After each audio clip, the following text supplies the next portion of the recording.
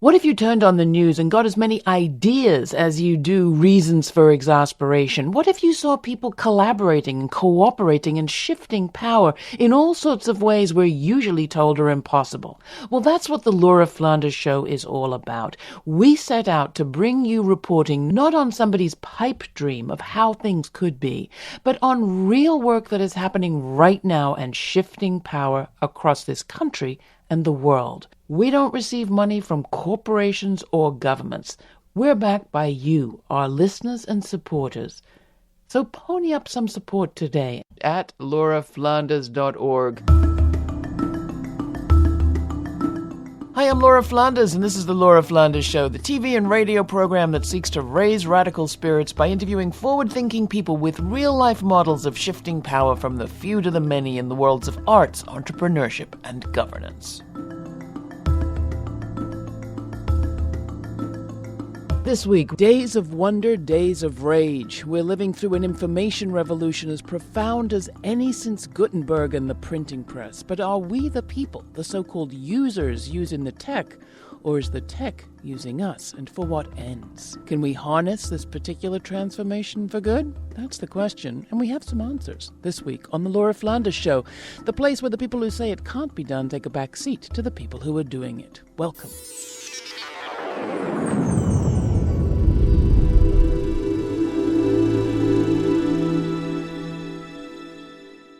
Alexa, Siri, are you out there? Just who is in our audience? By 2021, the research firm Ovum reports that there will be almost as many voice-activated assistants on the planet as there are people. While it took 3 decades for mobile phones to outnumber humans, Alexa and her ilk look likely to get there in less than half that time. That's what they say. So what happens to us? New tools have always issued in new economic and social orders, from the printing press to the pilotless drone. But does today's smart tech pose a threat to us or a promise? As one of my guests today has written, what if we thought of the future as a verb? It's ours, at least until it's theirs. Joining me today is Douglas Rushkoff, host of Team Human, the aforementioned writer. He is the author of a new book by the same name. Also Nabil Hussain, technologist and abolitionist, who's worked with the School for Poetic Computation, about which more later. And last, Chancey Fleet, disability justice advocate and fellow with Data and Society, working at the intersections of disability and technology. Welcome all. All right, so Doug, you lay out a pretty grim scenario of technology being, as you put it, anti-human by design. How so? Well, I don't know that people come up with technologies in an anti-human way, and maybe even, Mark Zuckerberg and the Google boys, they were first thinking, we're going to make something that helps people accomplish this or that. But once they really have to make a whole lot of money with these technologies, once they've taken on investment and they're expected to deliver a 1,000x return, what happens is the technologies end up really playing the people instead of people playing the technology. You're talking about embedded in the actual code. Yeah. How?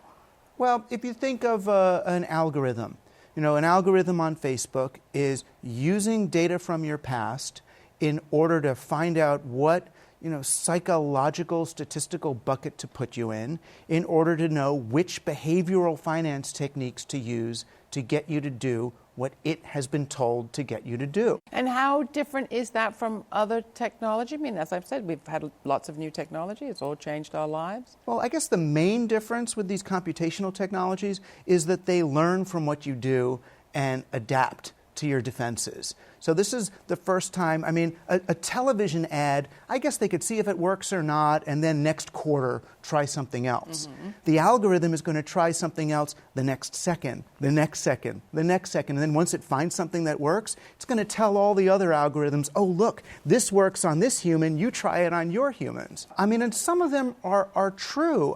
What these technologies learn to exploit are our painstakingly evolved social mechanisms, all the mechanisms that we've developed to establish rapport with one another, our reciprocal altruism. If they can figure out a way to make an algorithm cry like a little baby and elicit my maternal instinct to heal it, they'll use it. I mean, that's bad?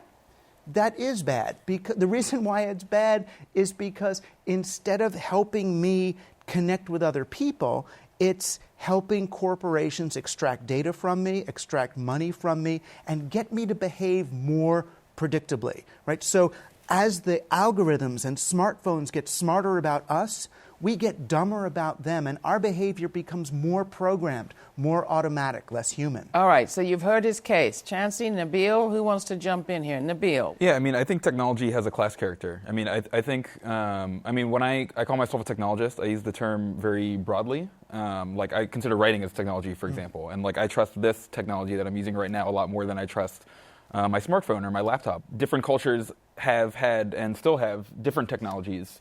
And the specific computing technology that we have today emerged from imperialism, from the U.S. and U.K. and other related imperialist powers' military-industrial complex. They still retain great control over the infrastructure that underlies this, whether that's the undersea cables that transmit data back and forth across the world, the physical supply chains of manufacturing and so forth.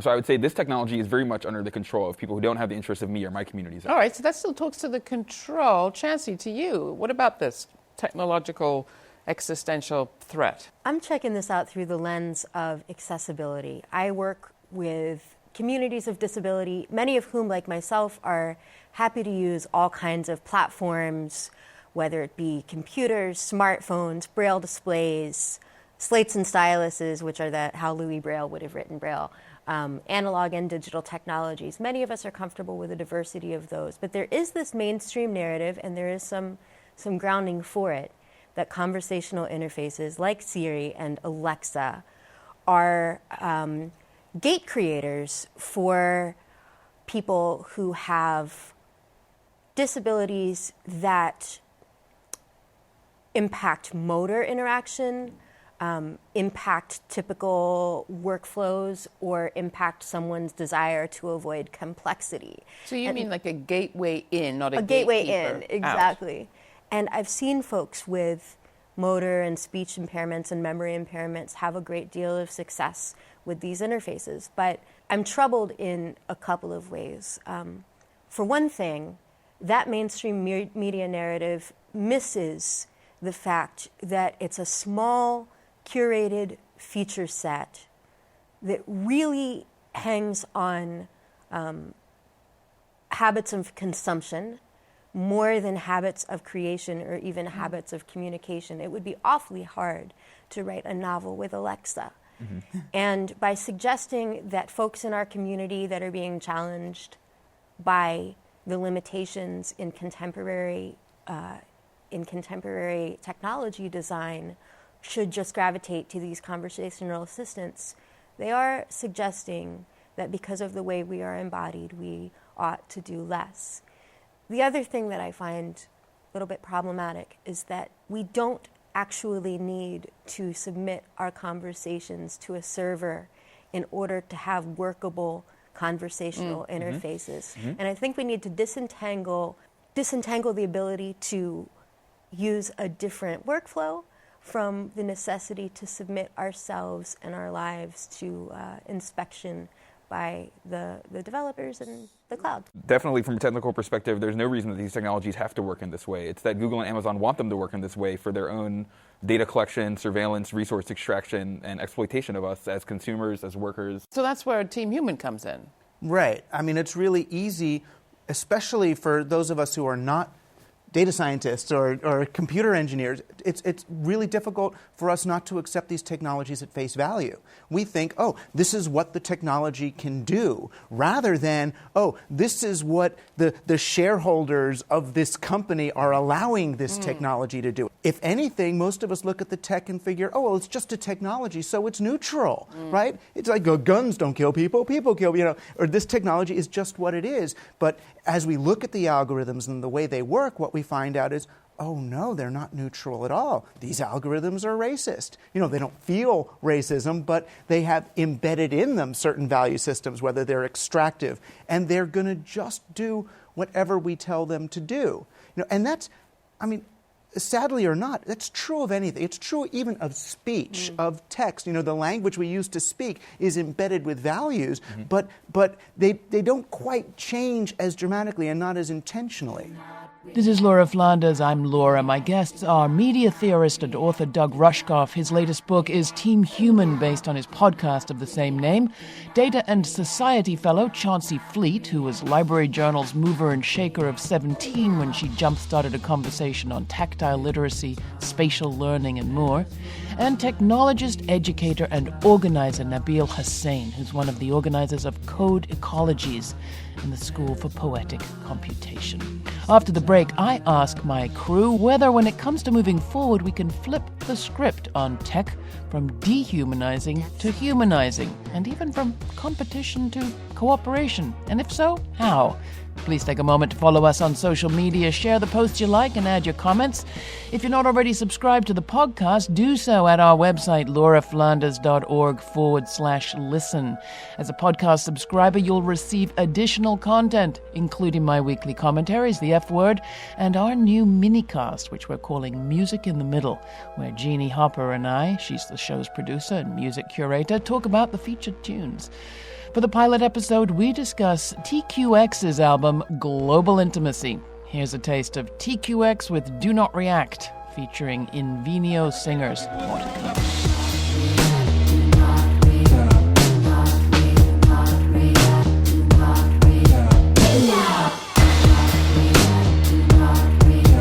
And then they can use the system to go back in time and scrutinize every decision you've ever made.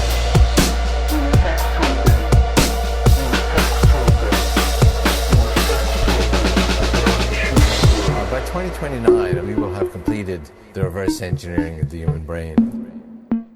Computers at that time will be far more powerful than the human brain. The singularity is a new revolution where these machines will continue to grow exponentially in power. They'll be able to actually improve their own software design. By 2045, we'll have expanded the intelligence of our human-machine civilization 1 billion-fold. That will be singularity. One thing that I've been thinking about is our kind of basic myth around human evolution, the sort of survival of the fittest model that is now being questioned at the level of evolutionary science. How could we flip the script on how this technology develops going forward? Could we embed cooperation, not competition? Yeah, I mean, absolutely. If anything, networking technology emerged as a collaborative act. It was a way for terminals to share computing resources. That was how we started with it. And certainly we can flip the script on how we understand evolution. All we have to do is read Darwin and find out, this isn't the story of competing individuals. This is the story of how species learned to collaborate and cooperate. Is that poetic competition? Is that what the Institute is all about?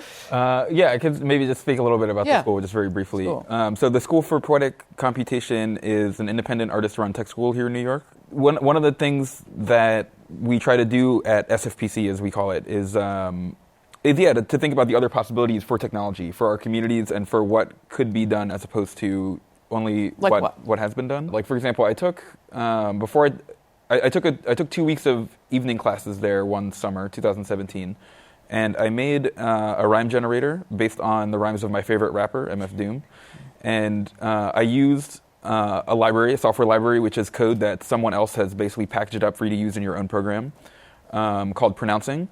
And this pronouncing library was based on a pronouncing dictionary, which was funded by the U.S. government, DARPA, like the internet and many other important projects in computing history. Defense Department. This pronouncing dictionary only represents general American English in the list of pronunciations for a given word, which is not how this artist pronounced words for the most part. And so it's like the biases that were embedded in this technology before I was born by the U.S. military ended up playing out in my art project. And so there's a lot of the ways that these things do tend to accumulate over time. But like these decisions could have been made differently, and even now it's not too late. And Chauncey, you and your working dog, who just wanted to be part of the conversation there, what would you like to see?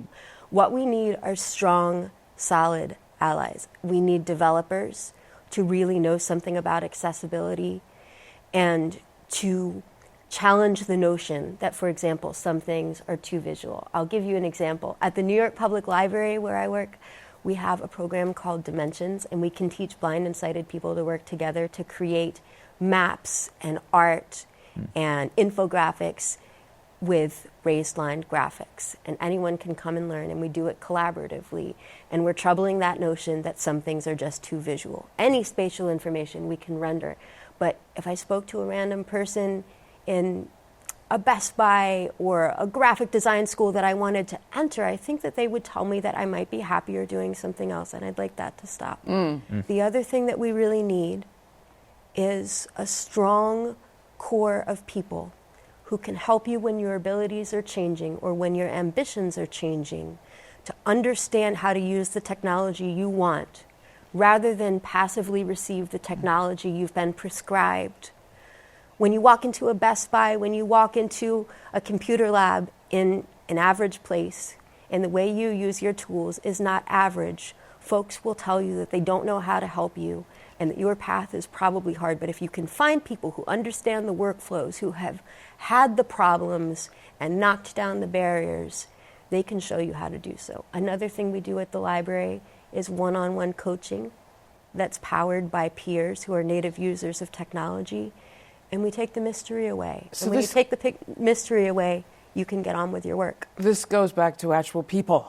Right. Yes. I mean, that's the beauty of it. You know, when I used to teach at NYU's Interactive Telecommunications program, when we started an assistive technologies course there, and what we very quickly learned was that as you make technology more friendly to potentially disabled people, you make it more friendly to everybody. Well, we are all potentially disabled. Exactly, yes. That too. But you actually make the technology better, and it's not just because it's better user interfaces, but because your orientation has changed from what can I do to this person with this technology to what am I allowing this person to do with the technology. And that's not the bias that Silicon Valley has right now.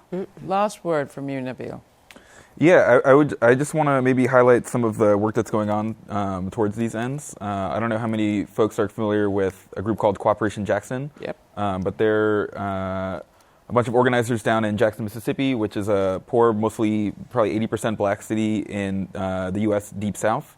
They have a whole range of initiatives around this, including, the Community Production Initiative? Maker Lab. Yeah, and they're definitely in need of funding in order to basically take a greater portion of this technology's development away from Silicon Valley and away from some of these other entities and put it into the hands of their community to serve their own goals. And I believe technology can be used for this. It's obviously not the way that capitalists who predominantly control society's resources choose to invest them, but there's nothing that prevents us from doing it to the extent that we can, and basically expropriating them, taking their wealth, and then reallocating it towards a different end. Perfect. We're going to have to close it there, but clearly we've just started this conversation. Nabil, Doug, Chancey, thanks so much for coming in. If you want to find out more about Cooperation Jackson, you can at our website. We were pretty much there at the birth and have done a lot of coverage. That's lauraflanders.org. So thank you all. It's great to have you. Thank you.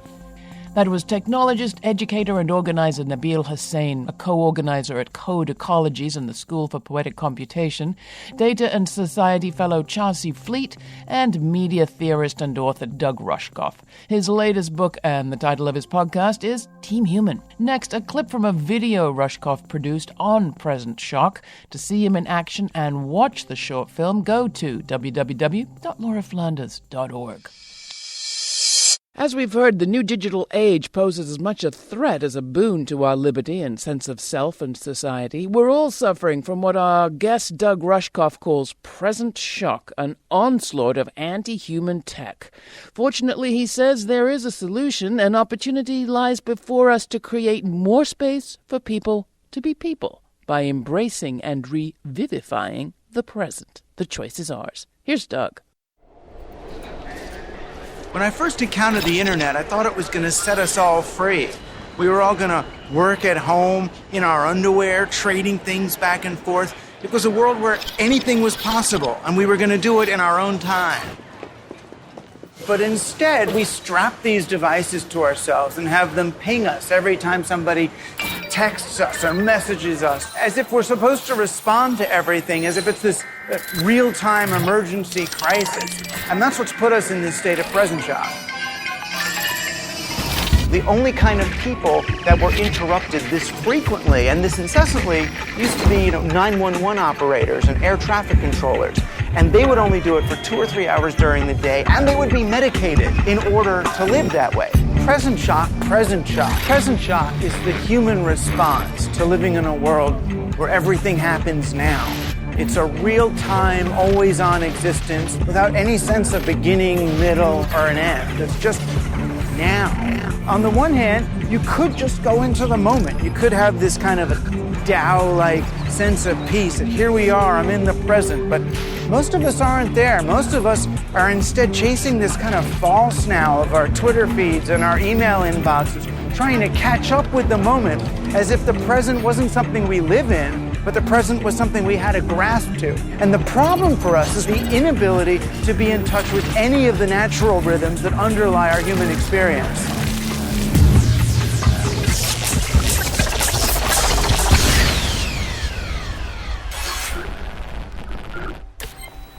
Chronos and Kairos.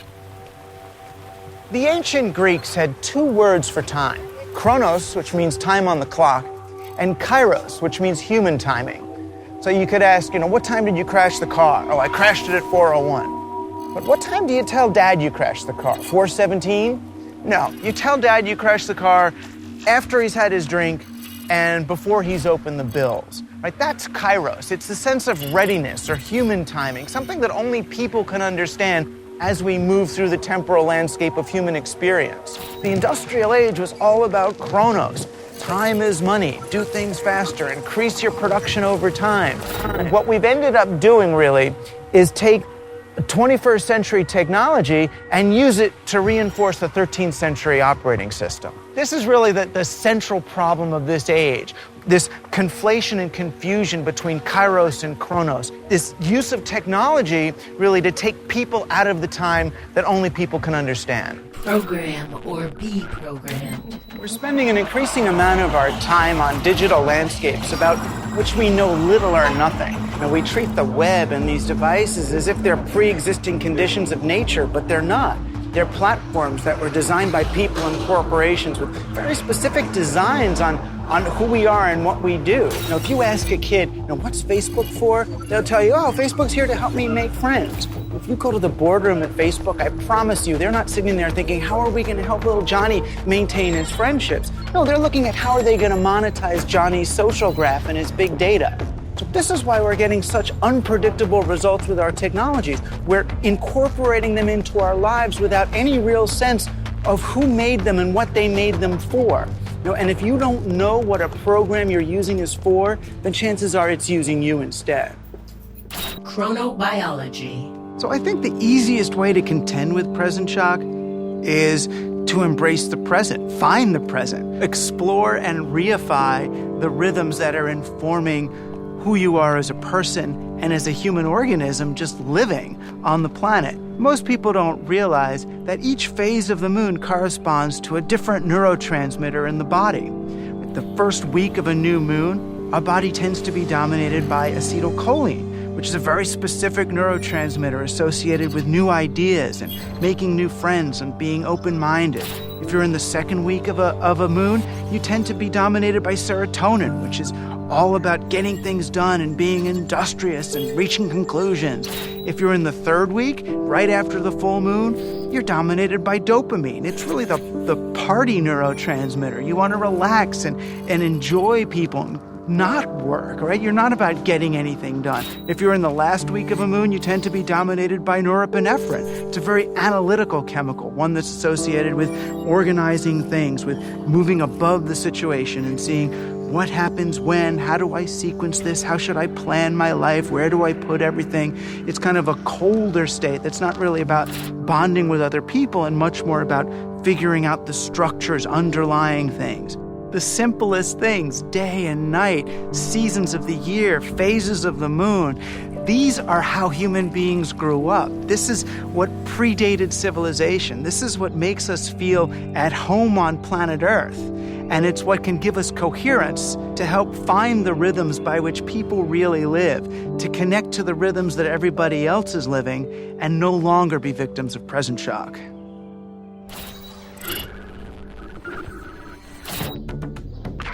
Opportunity. Now, present shock is disorienting. I get that. Whenever we move from one technological age to another, there's bound to be a bit of wobble. But this moment's also an opportunity.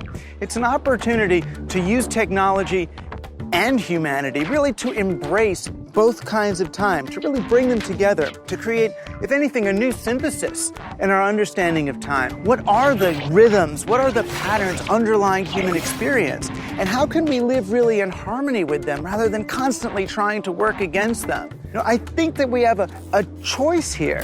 We can use these technologies in the wrong way, I'd argue, right, to create ever more conformity, more schedules, more restrictions, more regimentation, more robotic activity for people so that we're more efficient and get more done.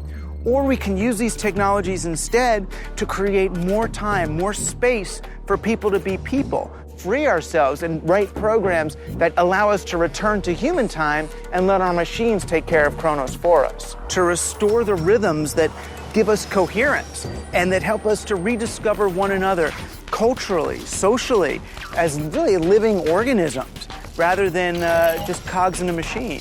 This could be the moment that we release ourselves from really 2,000 years of understanding time as a burden, understanding time as something that contains human beings, and instead see it as a partner. Right? We have Chronos to keep track of what's going on, and we have Kairos to actually live it. If we can do that, then this moment of present shock will be the moment we remember as the time that we set ourselves free. That was a clip of a video featuring our guest, media theorist Doug Rushkoff. You can see the whole thing and find out more about all of our guests and all of our discussions on digital justice at lauraflanders.org.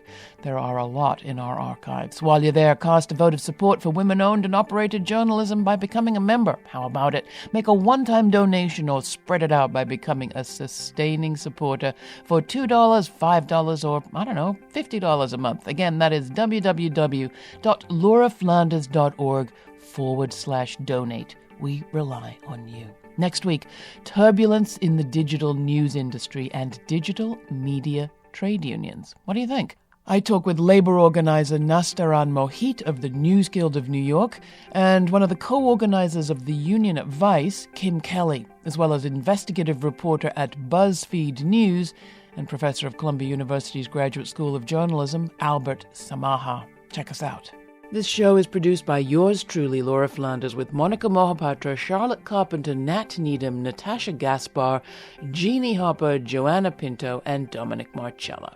The Laura Flanders Show is made possible from the Novo, Ford, Tomcat, Cloud Mountain, and Fonda Foundations, as well as by listeners like you. So thank you.